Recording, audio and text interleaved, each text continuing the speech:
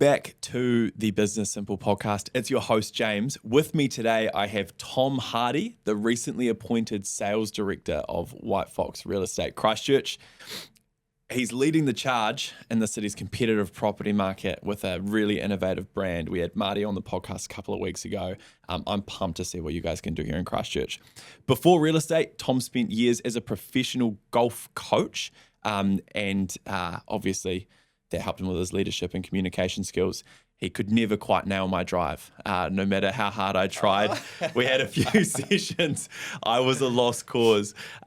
He's gone from golf coaching to real estate. And I remember when you did that transition and when we first started speaking about it, and has had a fantastic journey over the last few years, quickly becoming a top performer at Harcourts, moving on to the Hancock Group, and now taking on a pivotal role at WHITEFOX. Obviously, you're known for your charisma, confidence, style, and funnily enough, also neck tattoos. So I'm really looking forward to this one, jumping into your story a little bit. Tom, thank you so much for joining. No worries. Appreciate it. Love it. Yeah. Let's not talk about the golf lessons anymore. Well, because your drive, to be fair, we got your drive pretty good. You got it better. I got it. Yeah, okay. Still needed some work. I needed a few more sessions. Maybe one of the reasons I got out of the golf coaching and went over to real estate was your drive. I wouldn't have blamed you at all.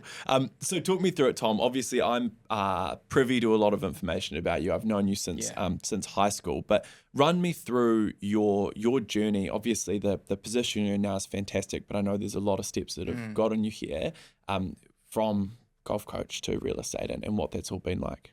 Yeah, it's been a wild ride. Yeah, it's been a wild ride. Yeah, I was doing the golf thing. I originally set out. I wanted to be a playing professional. Yeah. Kind of a year into that, I wasn't good enough. I didn't have quite that level of talent that you need to be able to make it as a playing professional. Yeah. So I went into that coaching space, and I got really good at that. My bookings grew. I felt like I had a very successful time in that golf scene. Yeah. I didn't really know if it was. That's what I focused on. All my teenage years was playing golf. But I didn't really know if that was actually my real passion, or was it me just trying to get really good at something and become the best at it. And I took a hard look at myself and I thought, this isn't me. This isn't all I've got. I want to do something else. Yeah. And I've always loved property. Yeah. Always liked people. And I thought, right, let's give it a go. Cool. A few people mentioned, look, it's not going to work because of the neck tattoos. But I was determined. Yeah. To maybe not so much prove them wrong, but prove it to myself that I can do it. And took the leap into real estate.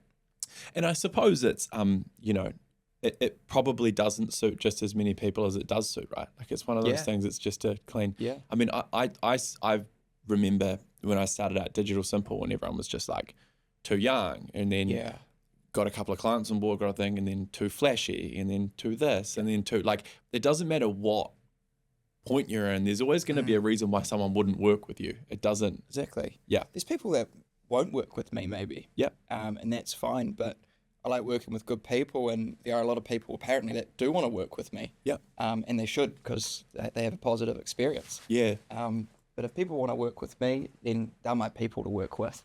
Yeah, love it. Cool. And I believe, based off my research I did this morning, 111 people have chosen to work with you. I think we're somewhere around there, maybe closer to the 120-ish mark. Yep. Yeah, sure. But I'm 3 and a bit years in. It's a few houses. It is a few houses now. Yeah. It's growing. Yeah, nice. Cool, man. Cool. And so then take me through what that initial period was like. What was that like as a young person stepping into an industry that definitely wasn't accustomed to people like you stepping into it? I think there was a lot of talk. Mm-hmm. Yeah, there's a lot of talk. There's people that didn't think it was going to work. There's some people that thought I'd do very well at it. But I think maybe at the start I did listen a little bit too much to the noise and what other people thought. Yeah, very much so. Probably to the point where I thought about getting rid of the tattoos. Yeah. And I started that process. Yeah. But yeah, I kind of found myself and got comfortable with myself. Yeah. And obviously kept them. But yeah, through that process, it wasn't an easy market to break into. Yeah. Yeah. But worked hard and did the right things and surrounded myself with the right people. Yeah. And I think that was the key to my success in it so far. Yeah, sure. Yeah. Nice.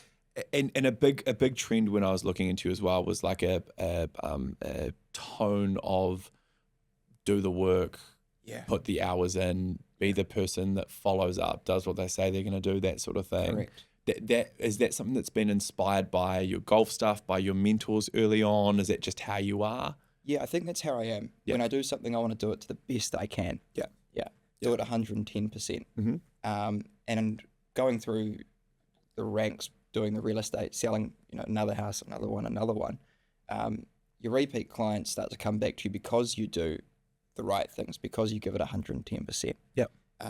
Yeah. Yeah. That's Nice. what was the key parts there. Yeah, cool. Yeah. Nice. And so you started out in Harcourts? Yes. Yeah. And take me through what that was like. It was great. I had some great mentors there, some really good people that got me going. Yeah, taught me a lot of what I use now as well. Yeah.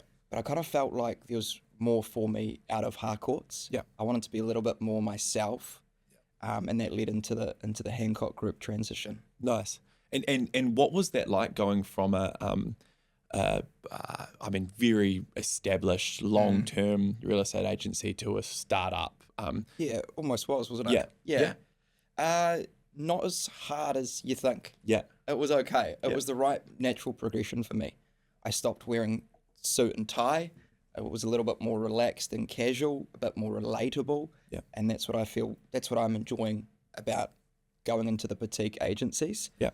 But the WHITEFOX opportunity came up, and they were, whether they knew it or not, mentors of mine from before I started real estate. Yeah. So to have that opportunity and that power behind it, had to be the right move. I just think that it's their presence overarchingly in the market is so underrated.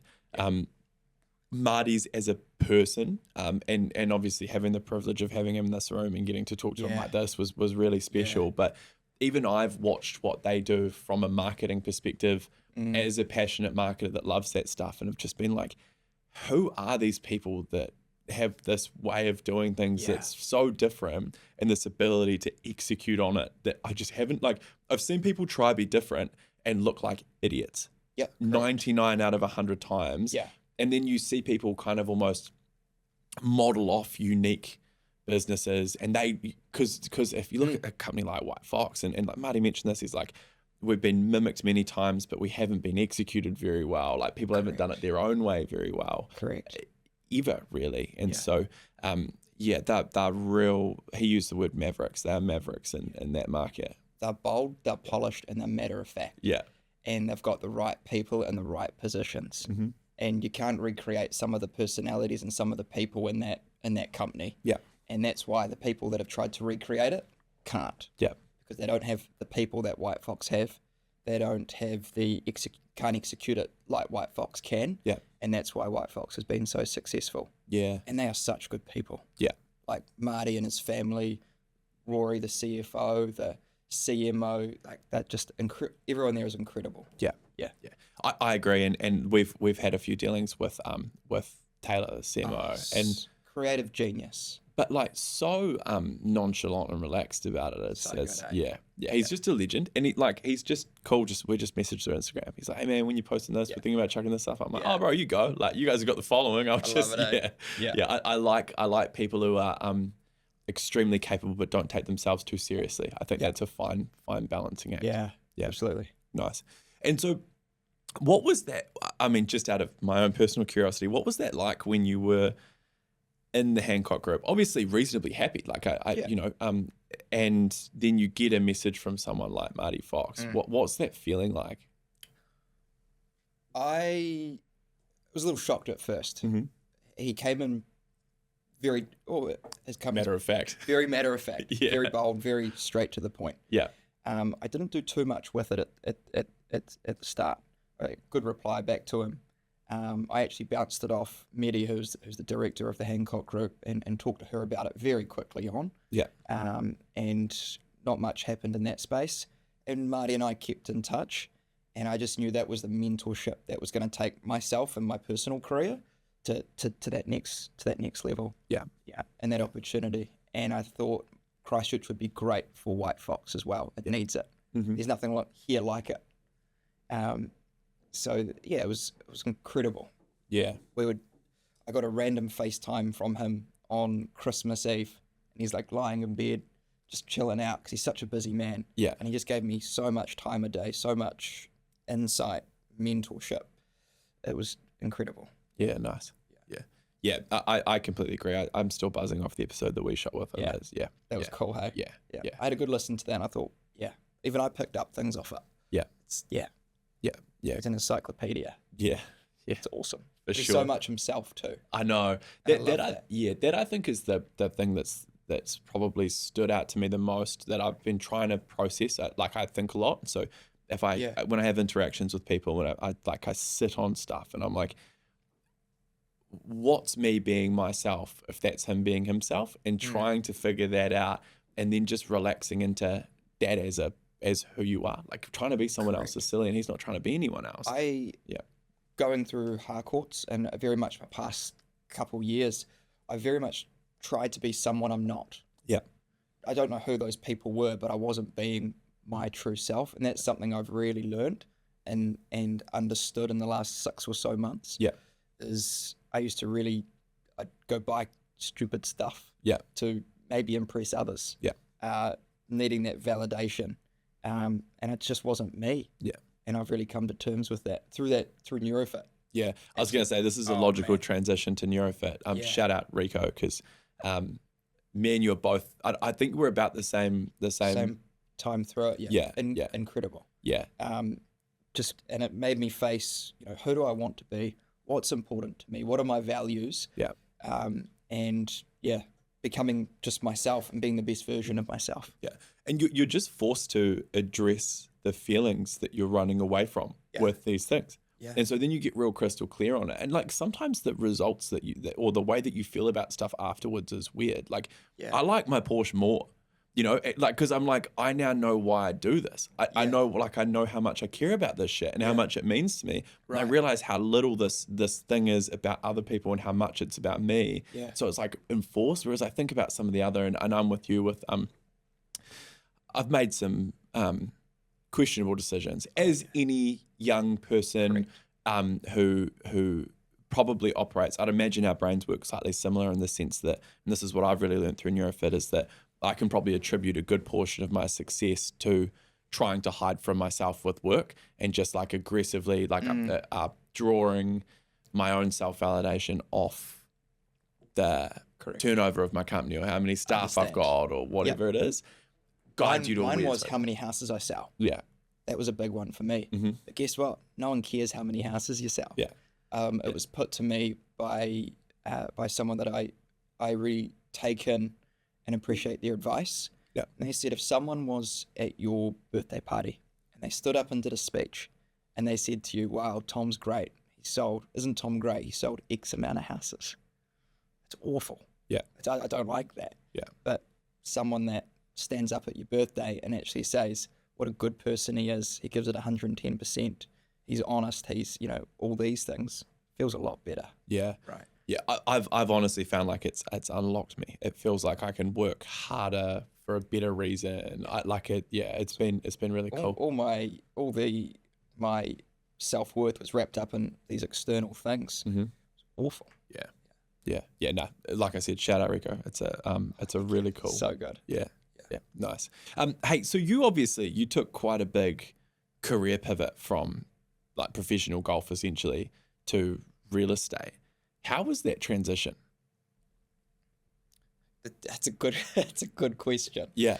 I just always loved houses, and I felt a little bit stagnant in the golf, and I don't think it was really my passion, to be really honest with you. I enjoyed it, but it was what I did for so long, so I just continued doing it because it was comfortable. It was the safe option. Yeah. But when I was switching out of the golf, I was 23, 24. That's not a time to be comfortable and be playing it safe. Yeah. So that was the reasoning to make the jump. Yeah. Wasn't easy, but I knew that whatever I apply myself, if I give something 110%, we're fine. We're going to do okay at it. Yeah. And what do you think, like just sort of continuing down that path? I talk a lot when I get the opportunity to, I talk a lot to people about like, you don't have to be the best, you don't have to be the smartest, you don't have to be anything like that. But if you just log the hours and you do the things properly, correct, it will pay off. It will. Does that need to be backed by passion? Like, what's your process of that been like? Because I just work because I work. Like, I don't even know why anymore. But I suppose early days it was chasing dumb stuff, and then it probably went to a transition that was a little bit more purposeful. Where's that come from for you? I think you've got to somewhat enjoy what you do, or enjoy the process of it. I enjoy doing what I'm doing, and I think I'm a lot better at it because I enjoy it. And then if you apply yourself and have the right team around you, that's when you can become really successful at something. I think if the passion isn't there, then I think you're not going to want to give it 100%, and that's when there's cracks in it and it doesn't work. And I think it's next to impossible to be motivated by something like money or something like that. Correct. It doesn't work either. No. Maybe for a month. Maybe if you really need it. I reckon for a year. Yeah. Or a year and a half. But then you get that thing and it doesn't fulfill you. Like you mentioned, you love your Porsche more now. But I went and brought a car, and I don't even like it. I'm actually getting rid of it, and I've got a way older car. Which I love. It sparks me. So it's not putting your. And I think that's probably where I kind of landed on as well with mine, is I could have bought something that maybe is faster or has less doors, or actually no, it couldn't have gone less, but you know what I mean, like more like an R8 or something like that. But I was like, it wouldn't have felt the same. No. And I wouldn't love it the way that I love it, and feel I just love Porsche. I just love Porsche. I like gens in one. I just love them. And so I think that's probably where it's got to, is like that. It's for me, not for everyone else. You're not doing it for anyone else. And that's the key part. You're not doing it for other people to like you. You're doing it because you love it. And if someone's like, go do it. Cool. I'm like, yeah, man, thanks. Like, I'm pleased. I had some random, and like, because honestly, this is the funniest thing about Porsches, is like everyone thinks you buy one and like all these like girls would love them, or like it's not. It's like 50-year-old dudes. 50-year-old dudes will talk to you anywhere. They'll come up to you at a gas station. They'll stop you on the street, and they're like, they love them too. And I'm like, I prefer that. Like, that's what I want. Someone who comes up to me like, man, I had one of these in 1997. It was green. I'm like, this is sick. Love that. So you probably get the same thing. I with am your now car. with my one. People, I didn't like my old car. The Rangy, but the Defender. Cool car. Good conversation started too. People love it. Nice.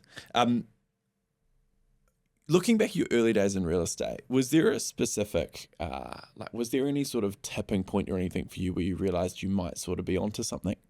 Yeah, pretty early on. Problem solving. Working for the deal, working for the seller, making sure that you're doing everything you can, staying focused on what's important in the deal. Problem solving. When I solved a few problems in a scenario, in a property transaction, that's when I knew I could be really good at this with the right people. Yeah, sure. Do you think that's common in real estate? Yes and no. I think there can be a few order takers out there to take the order. But if you're yourself, you're upfront, you're honest, and you can problem solve, you can be a really good real estate agent. Yeah, nice. Okay. And just as we're kind of rolling through, like still on the real estate thing, I know you rose really quickly through the ranks at Harcourts. What were some of the key things that contributed to that, and how do you think that wound up propelling you towards this Hancock Group and then the WHITEFOX opportunity? I think the tattoos helped. Because I did get recognised a lot more. I'd stand out. And whether it's a good thing or a bad thing. But it's a congested industry, right? Like it's hard to stand out there. So I think that helped. I felt like I worked really hard at it. I studied what I needed to study. Because I enjoyed it. But worked freaking hard. Nice. In those early days in it. And I took a lot of knocks. There's a lot of failures. There's a lot of no's. There was a time where I thought, frick, I'm very early on. Am I going to go have to pack shelves at a New World or something at night time to keep this happening and keep this going? And I did think about that.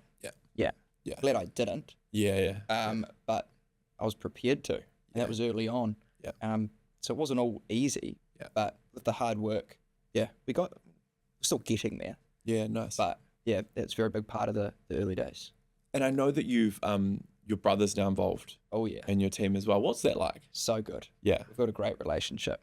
He teaches me a lot. And a lot about myself too. But he is a rock solid guy. Yeah. He's going to be a phenomenal agent in the future. Yeah. People love him. Yeah. Sellers love him. Buyers love him. He's got good ethics. He speaks well. He's going to be great. And he's a huge support person for me. Yeah. And I absolutely love that about him. Yeah. And doing in business with family. Yeah. The best. Both of my siblings are now employed by me, which is Cool. awesome.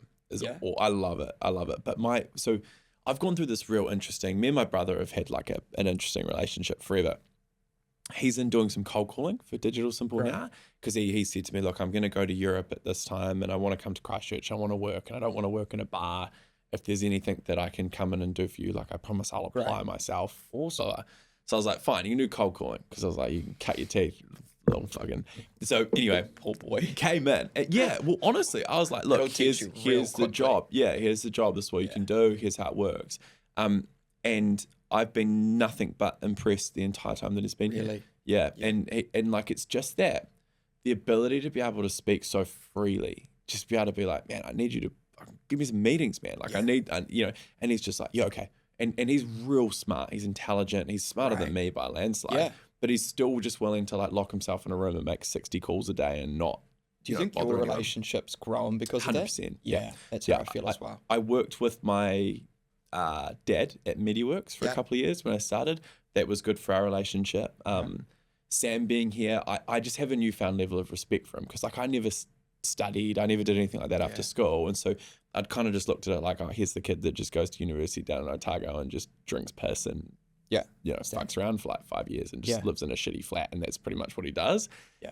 And since coming up here, I'm like, this is a charismatic, competent young man that is like able to do stuff. He's like, he can contribute to an environment in a way where I've had a few different cold calls come in there and none of them have performed the way that he's performed. I've got meetings booked tomorrow with big companies that he's set up. Really?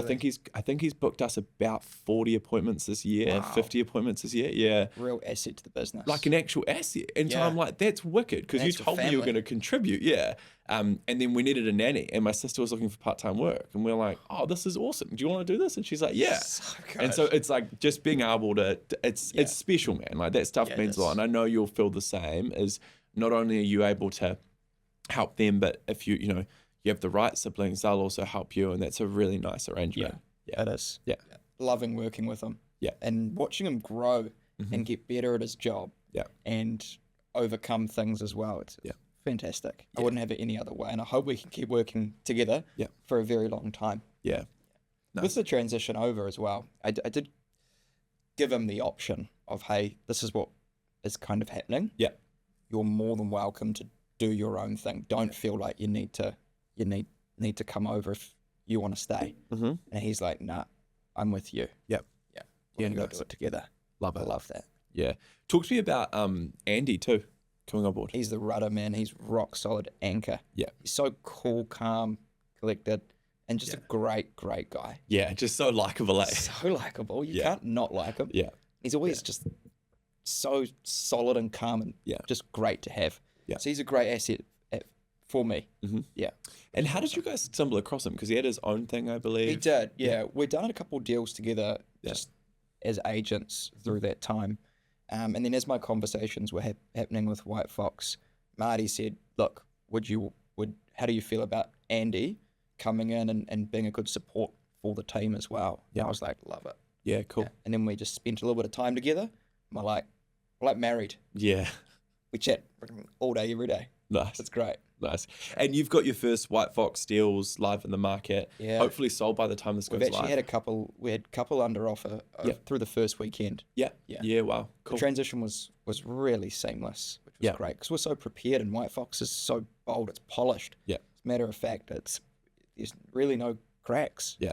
So it was going to be a smooth launch. Yeah. Nice. The hardest thing about the whole transition was leaving maybe one of my best friends at the Hancock Group. Yeah. That was the hard part. Yeah. Yeah. So so much respect for her and that crew. Yeah. So that was the hard part of the transition. Yeah, sure. Yeah. Yeah. I mean, their business, that Ash that's gone across there seems like an absolute killer. I've met her through the gym and things like that, but she seems dangerously competent. So hopefully that will give them some cool stuff to focus on. Yeah. Yeah. Yeah. Yeah, for sure. And how's setup going? You in your office yet? How's We're that? not in the office yet. Right. Which is, isn't it, when you're in a situation and you've really got no option but to smash it and succeed, Yeah. it surprises you what you can do Yeah. and what you're actually capable of. Yeah. I think we've had 3 go live on the week of launch. Mm-hmm. We had a busy weekend at Opens. We had 2 properties go under offer. We've signed up X amount of stock. Yeah. We've got no office right now, and we're waiting for our sales coordinator to start. Yeah, And right. it's just us. Yeah. And we're like, wow, we can actually do this. Yeah. Like, it was great. Yeah. So it's surprising us, Yeah. which is great. But looking forward to the office. And you found a place, is that right? Yeah. Yeah, Yeah. nice. Yeah. Are you allowed to say anything about it, or is Not it really. Okay, No. cool. I All think a few people will know. But look, it's not a secret. Yeah. Because we're going to be in there soon anyway. Mm-hmm. But we're keeping that for now. Yeah, cool. Yeah. Love it. I'm looking Maybe forward to seeing 4 it. weeks away from being able to move in. Cool. Possibly. Cool. But beautiful space, blue chip location. Yeah. And it's very much fits our vibe. Yeah. Yeah. Yeah, nice. Love it. Love it. Cool. Do you know where it is off the record? No, I have no idea. No, I have no idea. I think I've seen tell a you photo after. of it. Yeah, I'll tell Yeah, you yeah, after. cool. Yeah, I'd love to hear. What's your so I mean obviously you've talked about how busy it's been. What's been the biggest challenge since the transition, setting up the market, and then what do you see your next big challenge being once you guys kind of find stable ground? Keeping the momentum going. Yeah. That's the key. We very much, because we don't have an office, we're very much showing people the background of getting it launched and Yeah. the boys coming over from Melbourne. But we've got such a great support team with HQ, and everyone's so great at their roles where everything's in order. Yeah. There's not too many teething issues. Yeah. Which is great. Yeah, nice. Going forward, keeping the momentum going. Yeah. Selling good homes for good people. That's what we're excited about.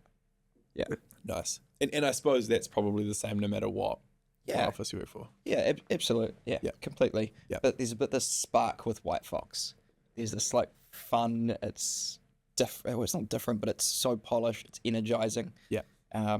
We're all hyped and going. Yeah. We're doing it. Nice. Yeah. Love it. Yeah, I still can't get over that billboard, the making homes more expensive since It's such 2017. good marketing. Yeah. Yeah. Yeah, it's Because cool. a lot of people that billboard, they put that campaign out. I think it was, don't know if it was in January or late last year, but it was making homes more expensive since 2017. Yeah. So simple, but so effective, and that just blew up in Australia. Yeah. Their marketing is solid. We've got some good ones coming for Christchurch. I'm excited to see those I am too. too. Yeah. Yeah, nice. Something that stood out when I was doing my research as well is the way you approach difficult listings and I suppose could you walk us through how you go about turning a tough sale into a successful one, or something that's a little bit more complicated Yeah. and making that an opportunity? We're not always selling homes to make people money. Mhm. People are divorcing, separating. There's deaths. There's downsizing because of financial difficulty. So it's not all got to be, I think, be able to relate to their situation, Mhm. and understand what the focus and the goal is. Yeah. And then hanging in there and doing the right thing by them. Yeah. And then, always will come out the correct side of things when you do that. Yeah. Understand what the goal is in the transaction. Keep working towards it. Yeah, sure. And that goal might be speed. It might be Absolutely. not making it a big public Correct. deal. It might be privacy. It could be anything. Yeah. Yeah. Recently had a seller that maybe arguably might be wanting a little much for the home. Yeah. I did know that when I took it on, but I've hung in there and hung in there and hung in there. I was honest with them Yeah. the whole way through the process, and we're currently under offer and confident it will sell. Yeah. But been a tricky-ish one. Yeah. We've had to deal with a few things pop up in the campaign. Yeah. But you just keep the foot on the gas, keep going forward. Yeah. Do the right thing by them, get through it. Yeah, cool. Yeah. I suppose another big thing as well is just that you're dealing with like a lot of people that know enough to be dangerous. Like probably a thing that's good about our industry is most people will be like self-admitting that they don't know anything. They're like, Facebook ads, man, that's not me. Like as soon as you guys say, don't want any bar of it. Whereas You lucky thing. yeah. Whereas everyone in industry in real estate will have Like they had a know. barbecue with someone who was like, oh no, that's worth this, and all of a sudden you're up against it. Yeah. Yeah. Yeah. Sometimes they think they know best. Yeah. And look, that's okay. Yeah. But we just handle it with good respect and Yeah. do the right thing by them. What do you find, because it is a commission driven industry which can attract people who don't approach things the same way as you do? How do you handle it if, say, you're competing with another agent for a listing, which across 120 properties must have happened countless times? Yeah, heaps. I'd imagine that not all other agents are inclined in the same way to be honest and open and that sort of thing. Yeah. I don't focus too much on that. Mm-hmm. I go in when I meet a seller, I go in there and I'm just fully myself. Yep. And I don't worry what another agent's going to say or do. I go in there, tell them who I am, tell them what we do, get to know them a little bit, see if we're a good fit. Yep. And then if we are, that's all I focus on in there. I don't worry about the external things. Yeah. I think people can get too caught up in what are they going to do. If they're going to be the right fit, they're going to be the right fit and they're going to want to work with me. Yeah. So that's what I focus on in there. Yeah, nice. Yeah. Do you find that there's a certain type of person that you relate to more than another one? Do you have like a target? But it varies so much. Yeah, right. And there's some people where I go, I don't know if I'm really going to click with them. And we hit it off. Yeah. I've got vendors who are really old. Yeah. And we've become, great friends, but we get along so well and love working together. Mm-hmm. Then I've got some first-time sellers who we get along with very well. Yeah. Middle-aged people, just a broad range. And that's the fun part about it. Yeah. Yeah. Everyone owns houses, eh? Yeah. Yeah. Yeah, nice. Do you think your background in coaching and obviously the golf coaching and that sort of thing, it's obviously going to give you a unique perspective as a leader? And I know you've coached some really capable golfers and you spent a lot of time with some people. How do you think that's impacted you or will help you moving forward this WHITEFOX thing? I feel like I had a fair amount of responsibility when I was doing the golf part. Yeah. I started working with some really good players. Yeah. One of them won World Junior over in Vegas after we had parted when I went to real estate. Mm-hmm. I worked with some great golfers. Yeah. And for a long time, I had some of these clients for 3-4 years. So it was always a journey, not a rush. It was long game. Yeah. And I think that's how I transitioned to the WHITEFOX. It's all about the long game. Yeah. It's not about a quick fix or taking shortcuts. Yeah. Doing things properly, getting the right people in the right positions, going through those motions. Yep. Especially with the staff, with our agents. I think that's what's going to play in the long game, is what's going to win for WHITEFOX. Yeah, sure. It's not what happens. We're not basing results off this month, next month, or the month after. Long game. Yeah, nice. And are you in a spot now where you're actively searching for other Christchurch agents? Is that no, further down the track? Yeah. Further down the track. Yeah. Yeah. We've got a rock solid team right now. Yeah. We're going to get into our office and absolutely we're going to entertain conversations with other people. Yeah. But right now it's getting our listings live, rolling with those, getting into our office. Yeah. From there, who knows? Yeah. Yeah, nice. And I'd imagine with it being a brand like WHITEFOX, there are probably some people approaching you about some of those. A few people are approaching, which is great. Yeah. And there might be conversations happening. Yeah. There are conversations happening. Yeah. But WHITEFOX is very much an attraction agency. Yeah. And it's lived up to more than what I thought it was going to be. Yeah. As well. Getting to see the inside, seeing into Melbourne and what happens at HQ, seeing how they operate, spending time with Kate Fairmaid in Queenstown. Yeah. It's a cool business. It's a cool operation. Yeah. Yeah. That is probably the thing that caught me off guard the most is because obviously so much of like online content, for example, is short form now. It's punchy, it's to the point, it's portrait, it's on reels, it's on stories, on things like that.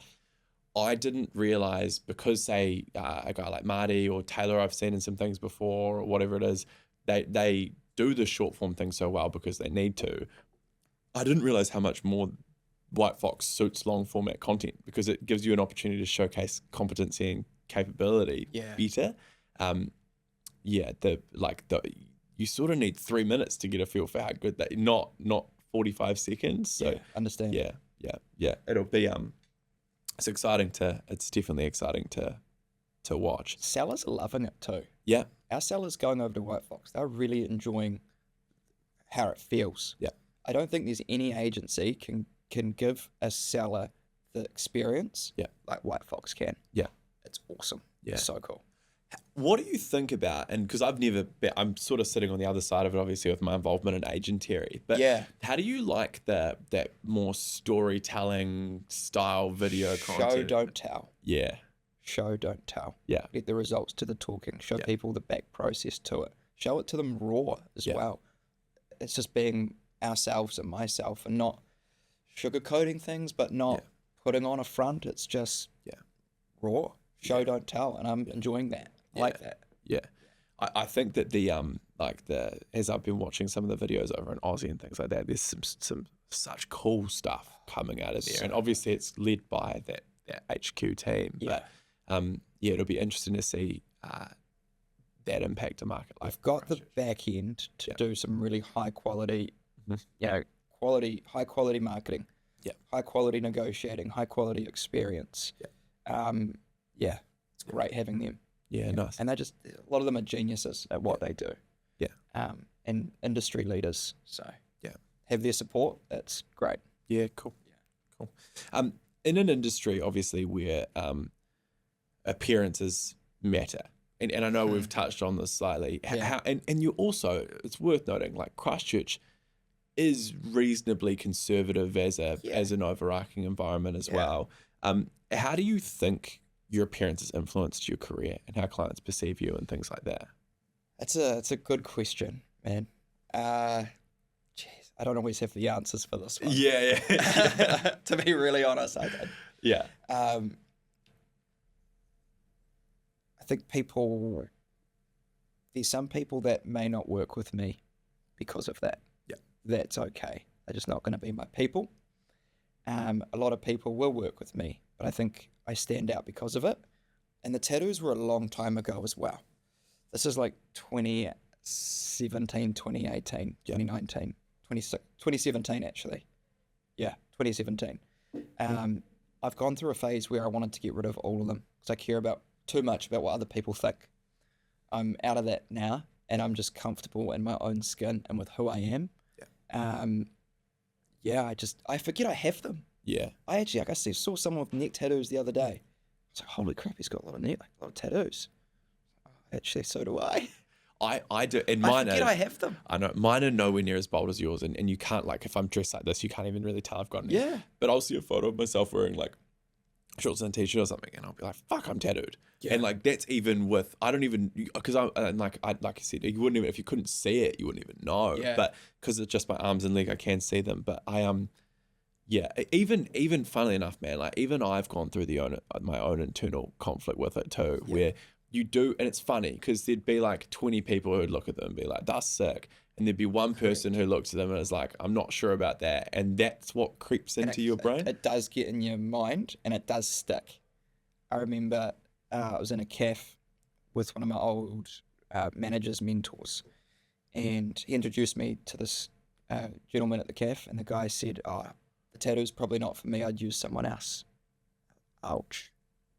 That did hurt. I felt it. Here's an idea. This has come to me in real time. Yeah, cool. So stick with me. He may have thought that about you anyway for another reason. And I wonder if, when I think about this really properly, and not you in particular, but like any person, right? Yeah, it's sure. like, let's say I compete against another agency for some work, and the person I go out with is older than me. They might, or they drive a different car than me, or they dress differently than me, or they do this. People are probably making all these decisions in real time anyway, and it's probably net square with how much you would have just been judged regardless. Correct. Yeah, that's very fair. Yeah. And I think it evens itself out. Yeah. You know, and I got a wee saying, if you want your property to stick out, agent needs to stick out too, right? Yeah, nice. So it's okay. Yeah. Yeah. I love But now it. that I'm comfortable with them, it's fine. You just own it, is what it is. I can't change it. Yeah. Not realistically. Yeah. So. I'm only bringing them up just because it's something that I've pondered a lot, and I'm sure it's something that, you know, like it's a cool platform to be able to voice the way that you feel about it, because I've never heard your take on it. Buyers coming through properties never had an issue with me having tattoos. So that's always, there's no disadvantages for sellers. Yeah. Okay. But I mean, it sticks out. When I was doing callbacks, they'll go, what property was this? Like, what property are you calling about? I viewed 8 in the weekend. And I'd say I was the agent with the neck tattoos. And they always knew house it was because of that. So it works. It was nice. Yeah. Yeah. And like we said before, you're in an industry where just being like remembered is so valuable. Yeah. Yeah, it is. Yeah. Yeah. Yeah, nice. Love it. You've been recognized for your relentless work ethic. How do you stay motivated and, over a long period of time and keep that kind of fire going? I enjoy what I do. It's very much a lifestyle job, okay, where you are working probably every day. Doesn't have to be crazy amounts every day, but you're on show, you're having calls from vendors or buyers. I'm enjoying not being in a suit and tie now. Yeah. And I feel like I get up, I dress presentable, but I go do my day, and my day consists of looking after myself in the morning, viewings, open homes, meeting with sellers, buyers, contracts, those types of things. And I enjoy that. It's just part of my day. Yeah. And that's what I try to stress to my team is that you don't have to be working 14 hours a day every day. You need to be good time management, effective with your time. A lot of people can be busy being busy. Yeah. And actually not get a whole lot done in their day. Yeah. So when we're time efficient, but then using real estate it's just part of my day. It's just what I do, and I enjoy it. Yeah, I feel completely the same about what I do. I couldn't, and man, I'm in it at the moment, but like I couldn't even tell you the last time that it really felt like work anyway. And I get really caught off guard if I've got something going on here, and I'm like, I don't even really want to be here right now. It's like that stands out to me. Whereas I think a lot of people go to work every day, and that's all they feel like. Yeah. Yeah. I've seen, I guess, the back end of Marty and a few of those guys, what they can get into their day. Yeah. And the drive and the passion they have is incredible. Yeah. Burnout, I think if you're enjoying what you're doing and you're looking after yourself, I think you'll be okay. But I think you've got to look after yourself, not just in the way of, you got to eat all right. You've got to look after your brain. I think speaking with someone like it's a counselor, a mentor, or something like that's really helped. And understanding what works for you in your day. Yeah. And having that that more unique, like you said, the dress, the schedule, that sort of thing. It suits you. Yeah. And your work then benefits from you being on form. Being yourself, not being someone you're not. Yeah. And being 100% yourself. Yeah. And holding yourself to the highest standard. Yeah. Nice. Love it. What do you think the most important traits for building lasting client relationships are, and how do you apply that to real estate? I've said this so much in this podcast, but being yourself. Yeah. And then obviously I suppose like there's that work ethic element where... Yeah, absolutely. Working hard for them, showing them that you care. Yeah. And then because of that, doing a good job for them. Yeah. Yeah. Nice. And I don't maintain my relationships with my clients because I have to, or for any other reason than that. But when you work with someone, you get a glimpse into their life and you create a somewhat of a relationship. Yeah. And it's nice to stay in touch with them, hear about how they're going. Social media is great. I like to follow my clients on Instagram. Doesn't matter their age or their demographic. If they've got an Instagram account, I want to follow them. Yeah. So connecting through that as well. We still DM and comment on each other's things, from sellers I've had from a couple of years ago, 3 years ago, to recent ones. I feel like it's a great way to keep in touch as well. And And what's the way that things are now, right? Yeah. Like that's how you communicate with people. Yeah.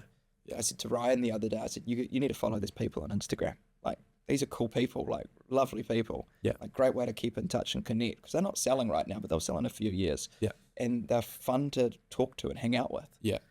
He's like, don't know if I should follow them. Is that unprofessional? I'm like, no, I don't think it is. Yeah. I think it's a very much real estate. You're very much involved in your seller's life at their time. Yeah. So I don't think it's unprofessional to do that. Yeah, sure. Yeah. Yeah, I love it. What's next for real estate, for WHITEFOX, for like if you had a crystal ball and you're predicting the future, what do you think it would look like? What's next? Doing things to the highest standard, executing well, being bold, being polished. Growing. Yeah. And that's doing for you? for us. Oh, yeah. But doing it properly. Yeah. When we're not rushing to scale crazy amounts. We just want to do things properly, do things right, and it'll grow nicely. Nice. And when you maybe shift that prediction to the real estate market in general, where do you see that heading? Because obviously Christchurch is still so undervalued. Yeah. We've got the stadium going up. People are enjoying living here. I enjoy living here. It's such a livable city. Yeah. Like, we're from the city centre, you can get out to Sumner, to New Brighton really easily, and then you can get to 90 minutes, you're at the top of Mount Hutt. Yeah. How good is that? Yeah. My fiance gives me so much shit because we're in Preston's at the moment. Yeah. And we're building in Cashmere. I'm like, I can't wait because it's like 8 minutes from the office, no traffic where we're going. And because I don't really tend to drive during traffic time anyway, I'm like, that's the kind of commute. Like I lived in the city for most of the time doing this. I like being able to walk places. Not that I really would, but like being in that kind of proximity. Correct. And she's like, but your commute to work's like 15 to 20 minutes. And I'm like, yeah, I know. She's like, I used to drive like an hour and a half to work in the morning, like because of Auckland. It's just like, and she wasn't even going that far. It's like a 20-minute drive with no traffic, 15-minute drive with no traffic, probably the same sort of distance, but it'd take an hour and a half with traffic. It was just, I couldn't do it. When you think about Christchurch, I could living here. Mate, I think 15 minutes is atrocious. I'm like, I want to be there in 5. On the way here, I got stuck in that traffic jam. Yeah. I did take a shortcut. That's a great thing, is where shortcuts don't pay off and don't work to do things properly. So I ditched my car and I walked the rest. Yeah. Because I had to sit in 5 minutes of traffic. Yeah. But yeah, like and I think the big thing for me has been, there's Australia, for example, as like an opportunity for a business like mine. It's huge. And I had a meeting with, I got this group of agency owners we catch up with. We're very specific about like who goes there. And it's and this guy's like, no, we only prospect in Australia now just because of the opportunity size and things like that. Wow. But they do all the fulfillment from Auckland. Okay. And I was like, that seems, I could do that. But I just I don't see myself in a place, unless I go like live in Thailand for 6 months and train or do something like that. I don't see myself living in another place. No. I just love it here so much. I do too. Yeah. It's actually a great place to live. Yeah. It's still not too hard to travel places. I mean, we are an island at the bottom. Like, I guess it is further. Yeah. But I mean, I enjoy it here.